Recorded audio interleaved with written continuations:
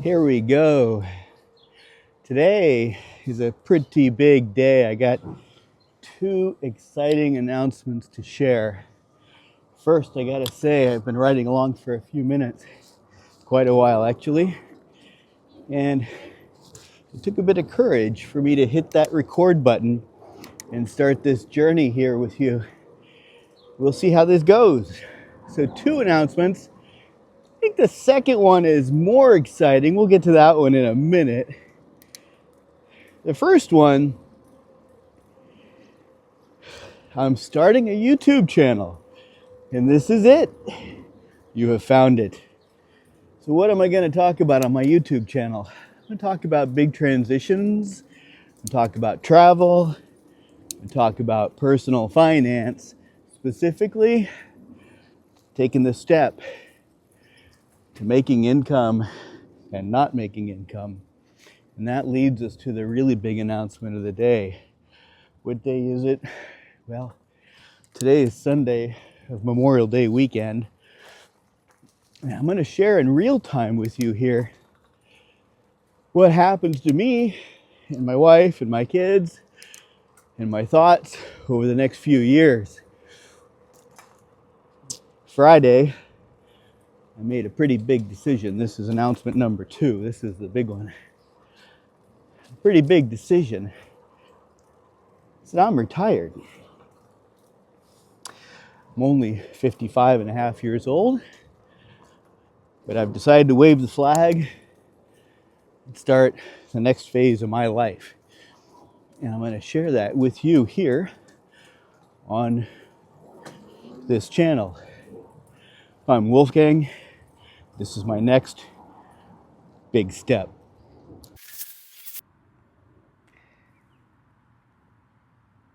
We're on day 3 now, post-decision. And we have a bit of catching up to do. My intent here is to think as I go forward and record and share those thoughts. But given that I've stepped over this threshold and begun my next step, we do have a bit of catching up to do. And it might be helpful to review how I got here. And so in a couple minutes here, I'll share a chart and some reflections with actual numbers on what it meant to reach this point. And in that context, I'll introduce one of the biggest risks I face. But before we get there, I want to talk a bit about the potential opportunity that I have now with this early retirement idea. It's no longer an idea, it's a reality. And to do that, I'll introduce a couple people that I know pretty well. I've played poker with them for maybe 20 years here. And they retired before me. Chronologically, I guess you could say they retired before me, but in terms of their age, they retired after me. They're in their mid and late 60s. We had little get-togethers to celebrate their big step off the career wagon and on to retirement. And I asked the first guy, they were years apart, right? And I asked the first one at his retirement gathering, and it was kind of an accident. I said, what are you gonna do now that you don't have to work every day and 5-6 days a week? What are you gonna do? And he thought about it and he said, well, I really don't know. I was like, wow, this is something that I'd been thinking about and planning for and saving for since really my first job. And here my friend had reached the milestone and stopped working, and we were all out together celebrating, and he didn't know what he was going to do. He was about 66 years old, a traditional retirement age. Stuck with me. Didn't know how to spend his time without the structure and demands of work. A few years later, another friend retired, and having stumped the first one, I thought I'd ask him, what are you going to do now that you've retired? He said, Wolfgang, I heard you ask that question before, and he had a ready answer. pulled out his notebook. Here's what he told me. And he went through a really nice collection of ideas. He was going to play more pickleball. He was going to, he said his plan was to learn how to do decent pottery. He knew somebody with a kiln and he wanted to pick up that hobby. He owned a violin that he'd never learned to play, and he was going to learn to play that violin. He also had a plan to study Spanish, and that was a bridge to some travel. I was super impressed. This is a really good list. Again, I see these guys once in a while. We have a poker game. So the next time I saw him, I said, well, how's your list going? What have you been up to? It's been 6 months since you retired, and we had that gathering, and we celebrated the milestone. You had this great list. How's it going? He looked at me and he said, Wolfgang, I haven't done any of those things yet.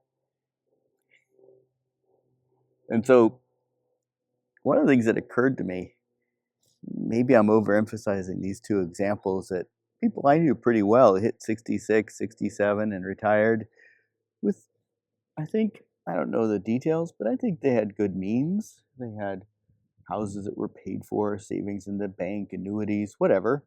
They'd saved and worked hard and earned a good retirement. Whether they thought they knew what they were going to do or they didn't, the reality is they haven't done very much different. They've done more of the things that they did before to relax, but not fundamentally new things. I have a theory about this that we're going to test. The theory is that if you wait too late to retire, natural aging process catches up with you. And I don't mean, well, sure, in the physical sense. Both these guys are healthy and active. They don't have major physical problems that are holding them back. I mean, they're not going to go climb Everest, but they can do stuff. I don't think, maybe that limits some of their options, but I think really the thing is that they exhausted their drive. They worked as professionals really hard, and they put their mental acuity and their work into it, and they exhausted their drive. By the time that they retired, they didn't have the old get up and go. And so they relaxed completely. I still have drive to do something, make changes, investigate. Like the first guy, I don't know what I'm going to do yet, but I think the opportunity of retiring early is to set loose the restlessness and ambition that a career directs in a new direction, in a new path, and see what comes of that. And it might not be so disciplined and regimented and dedicated. And to my son's point, it might not result in a lot of value that other people perceive and appreciate. But I think that same drive and energy that I still have at 56 might open up new ways to spend time, new ways to experience life. I think we're going to find out. So with that, let's move over to our first bit of charts and graphs. We've got a picture here, the S&P 500 over the last period of time. And what we're going to talk about is just some reflections on the path it's taken over the course of my career savings. And then, of course, nobody knows what's going to happen next. So you can see, if you step back quite a bit, you get this just really awe-inspiring and staggering parabolic rise since the 1980s. I really didn't start saving any money until the early 90s. And of course, in retrospect, early career, those were tiny amounts of money relative to later bonuses that I'd be able to put aside. But they set a discipline and a habit of saving as much as possible. We did have significant drawdowns when I went to graduate school, and when we bought a house, we raided the piggy bank for that down payment. We went into debt to invest in education.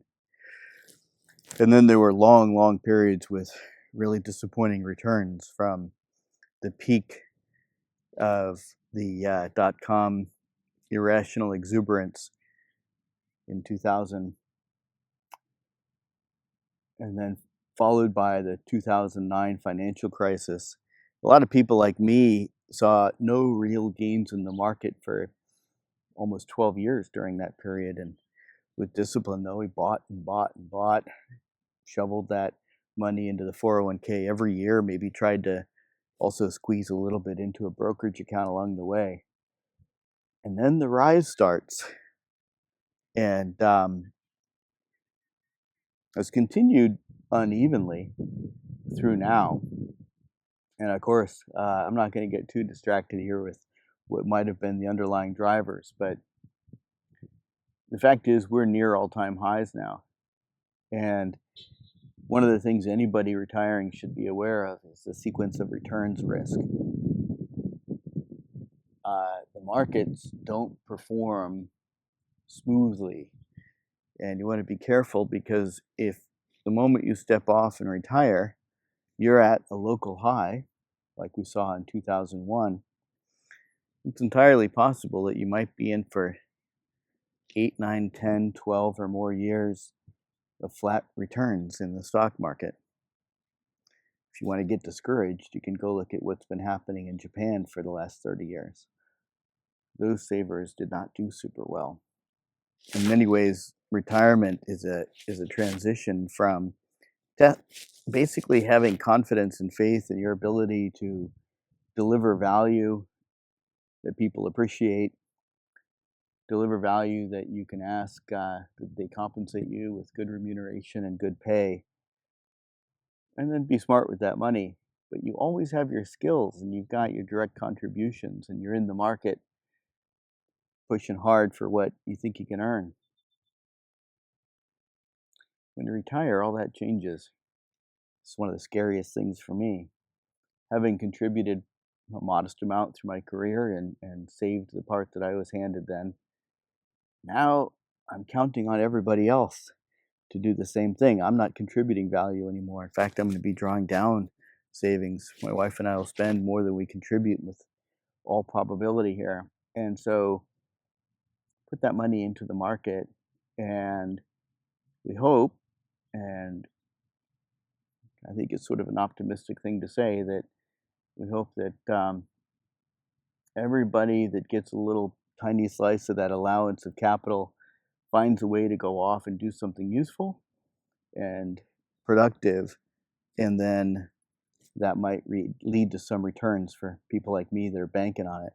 So in a lot of ways, saving in retirement is a bet on everybody else, and you change your perspective from having confidence in your own ability and your own ability to contribute value and save.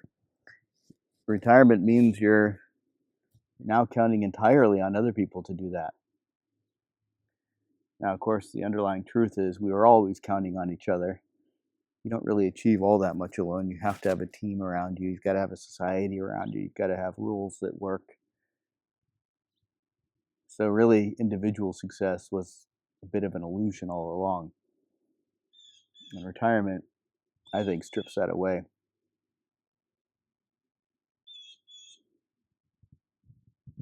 Now, that's my thought for the day. Hope that's useful to somebody.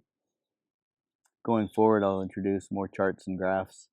We'll talk about risk, talk about the 4% rule, and I'll bring you some of my activities I do in between thinking about this stuff. Like and subscribe. That's very nice. Yes.